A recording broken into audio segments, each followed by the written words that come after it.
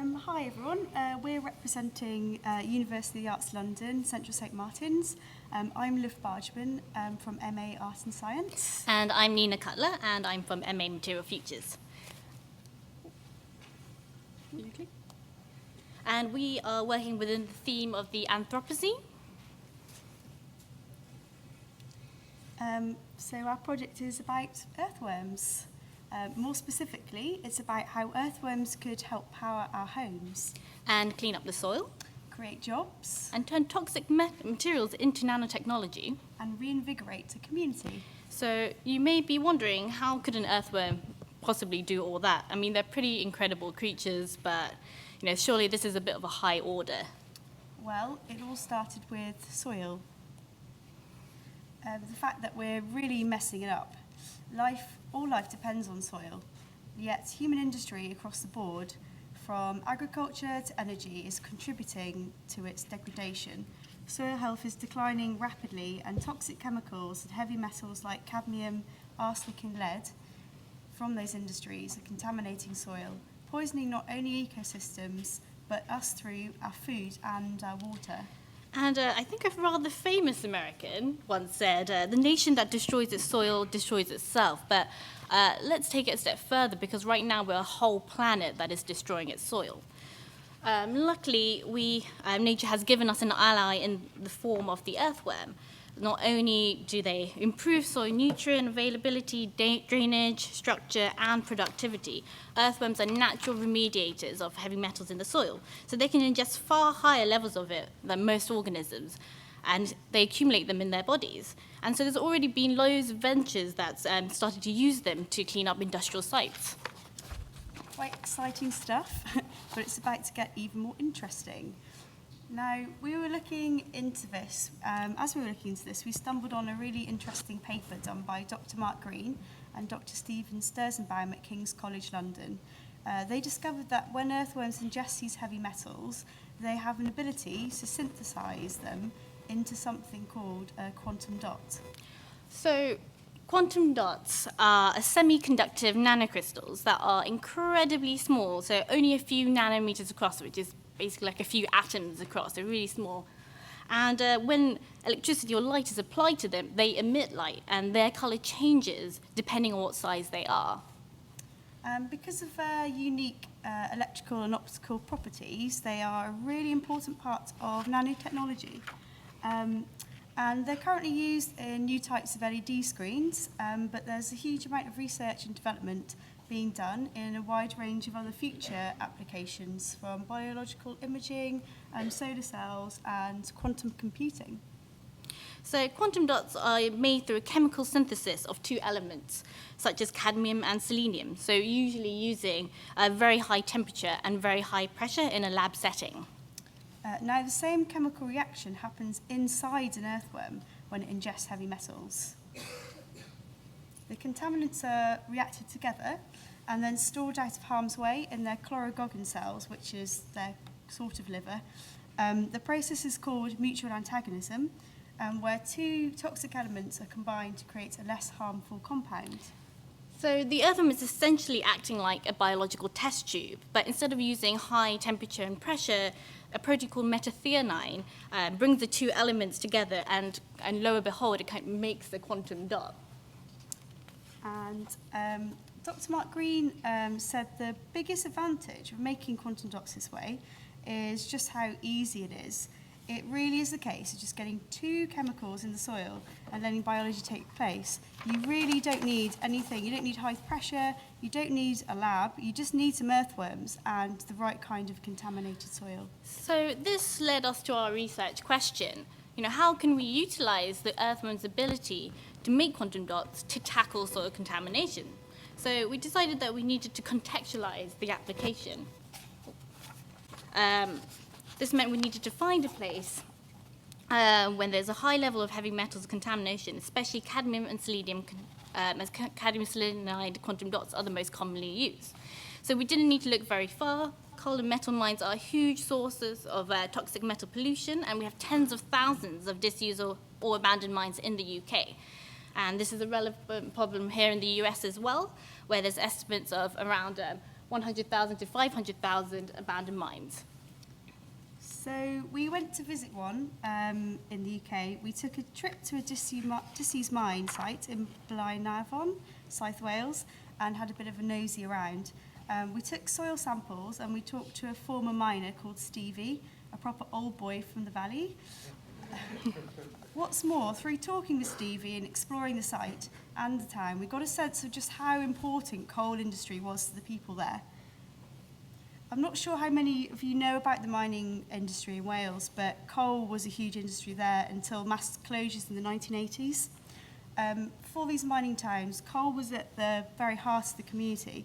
The effects of the closures can still be seen today, economically, socially, politically, culturally, and as you can see, environmentally.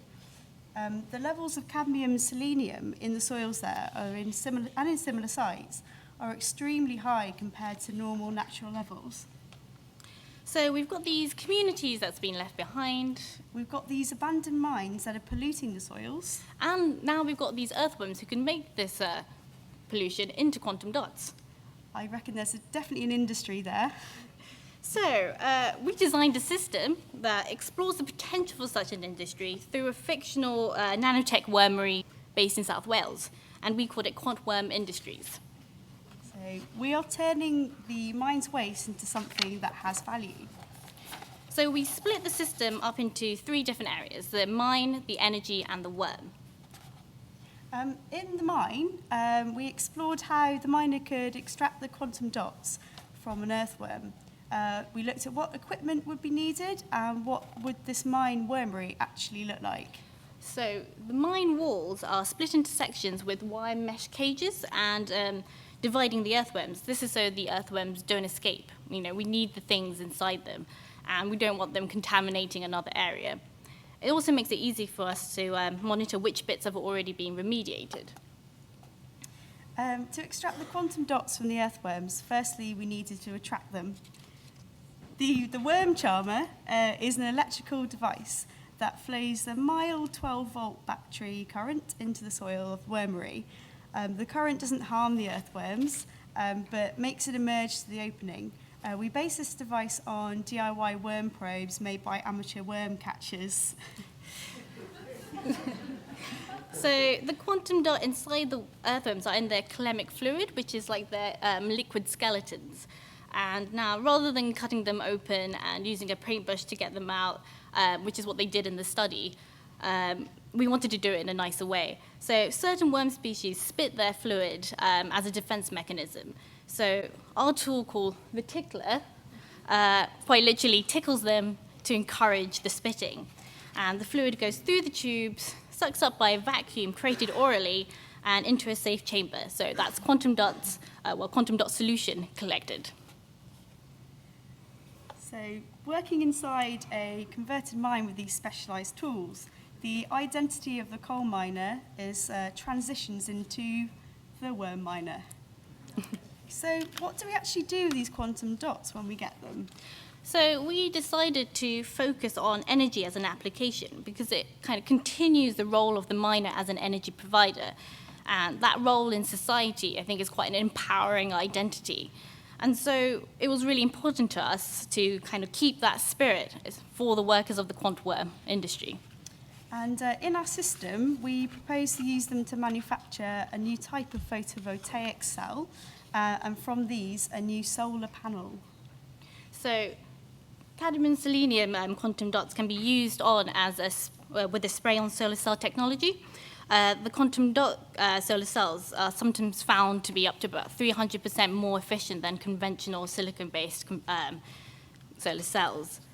So a liquid containing solar-sensitive quantum dots are sprayed onto rolls of fabric and thus transform it into a flexible solar panel. And in our design, the fabric's made into large tubular flags to capture the sun in all directions, but it may be a little difficult in Wales. It's a bit rainy. This will be raised around the mine site to power it and the surrounding communities. And it looks, it kind of looks like a worm as well, so that's quite a bonus. So more and more coal is becoming less used. and less desirable as our energy source. Well, apart from maybe certain world leaders, I'm not sure. But in our system, we want to use its toxic legacy to create greener, cheaper, more efficient, and perhaps more aesthetically pleasing ways to generate solar energy. And lastly, we thought about how we could optimize the earthworm for quantum dot manufacture. We thought, well, why not make it bigger? Why not make it giant?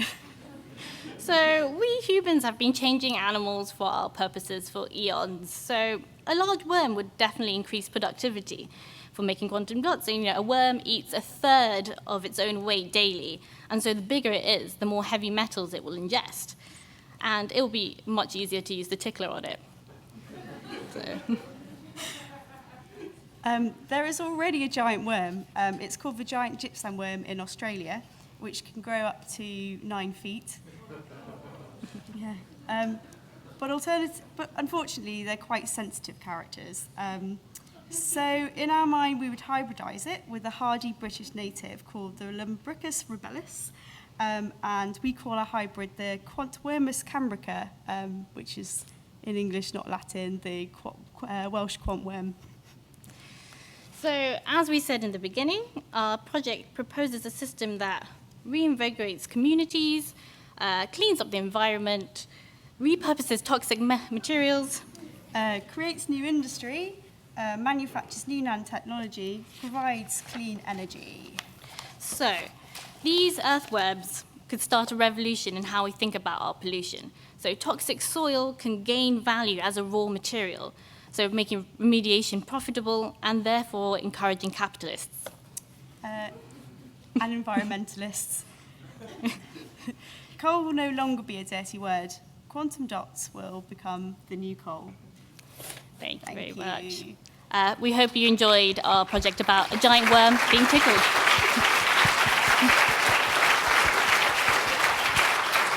Thank you so much, Central St. Martin's. Questions from our judges?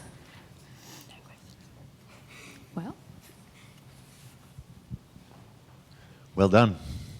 Can you elaborate a little bit on the conversion of the quantum dot fluid into, I think it was, you said solar panels? So the way that certain quantum dots has been made, there's been applications in solar cell technology. So they've been making certain like cadmium selenide quantum dots.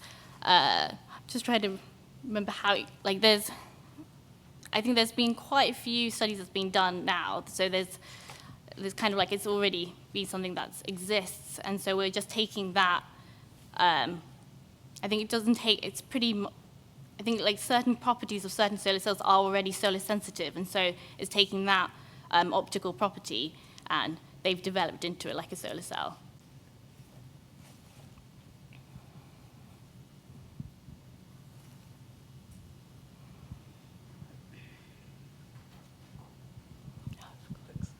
Hi. Hi. Great project. Could you elaborate a little bit on the differences between the soil environment that worms usually live in and the kind of hard mining anthracite coal environment that you'd be looking at in disused mines in the south of Wales? Yeah, where earthworms usually live in, there are still lots of different kinds of, there are metals that exist that are in the soil, so they do live in an environment, say in your garden, where there are metal traces, so there's kind of different, kind of combinations, so we kind of took different kind of, we took some soil samples, didn't we, and had a look in our own gardens and stuff, and but yeah, there are metals in kind of not, but around mines obviously they're sort of higher levels. So within the mines, and if you go underneath, most of what they mined out, the kind of the threads, the collieries of where the coal, a lot of the times in Wales, that's kind of run out, and so what you have left is this kind of the soil that's kind of around that. And we took some samples of that soil. I think that, did you say it was like kind of like this loamy, this kind of quite black loamy kind of peaty soil. And the Lumbrecus rubellus is actually one type of earthworms that is found very commonly within that soil itself, and so which is why we took it. Yeah, we found there was a study done in 2008 where they found they called them superworms, where it was in the UK, but worms could survive on these kind of on metals, just living. Where did they find them? Did they find them? I think this one was in a lead mine in lead mine, yeah. So near Bristol. yeah. Hi, great project. What happens if one of these 9-foot worms gets out of the mine? Yeah, so that was one of the reasons why we thought we probably need like to cage, tremors. kind of cage them in. And I guess, in a way we were thinking, if within that community, if it brings back this economy and, this kind of new life, would the kind of earthworm become like the symbol of prosperity? So, you saw the little lady with the I heart worms. So obviously we would not like the big earthworms to get out, but essentially it is just an earthworm. It's not necessarily, we haven't done any sort of, we're not proposing any sort of, hard synthetic biology. What we're proposing is a very kind of, simple hybridization. So it will only be an earthworm. But we were hoping maybe if people want to then catch them and keep them as pets, that would be quite cool. So I really appreciated this project a lot. And one of the things I'm hearing you talk about is sort of old school domestic breeding with the hybridization. And I was just wondering if you had seen any research on natural selection already happening in the mining areas, in those soils, that are already selecting for worms that are able in some ways to do this more efficiently because they're exploiting a resource that other worms can't do. When we were looking through, there has been quite a lot of within biologists are looking at worms and how high levels of toxic metals have been affecting them, and they found really weird stuff. Once they've kind of started becoming adapted, they're very, very hardy, and they change colors, and that's why they're very good bio-remediators. And they're because of just the way the toxicity of the heavy metals are, they do change the kind of genetics, their DNA from the inside, just because of genetic damage. And so, the worms that have been there are much, much more tolerant of heavy metals. And so, yeah, I think there is a definite scope to just look for worms in those directions. Yeah. Hi, I'm wondering if in your reading of the science behind this, if it was ever clear how widespread this ability is of worms to produce these molecules. So you're talking about free-living worms, but there are many, many parasitic species of worms, both roundworms and flatworms. And it's kind of interesting and wild to think about being able to monitor toxins in populations. So this process called mutual antagonism, where we kind of where two toxic that's how quantum dots are made. We all do it as animals. So actually, when we were talking to Professor Mark Green, who did this study, he said if you look into these big whales where there's been kind of lots of contaminant in the water, or even us, if we would find quantum dots actually in our liver. It's just that we can't ingest that much heavy metals as much as a worm can. Yeah, pound for pound, worms can eat so many more metal. If we had to say the per ratio, humans would eat the same amount of metal, then we'd die. So they're kind of quite amazing at kind of accumulating that much. So that means kind of worms are kind of, earthworms are kind of perfect for that kind of, if we were going to use that ability, then a creature that can tolerate such high levels would be the best. Great. Thank you so much. Thank you.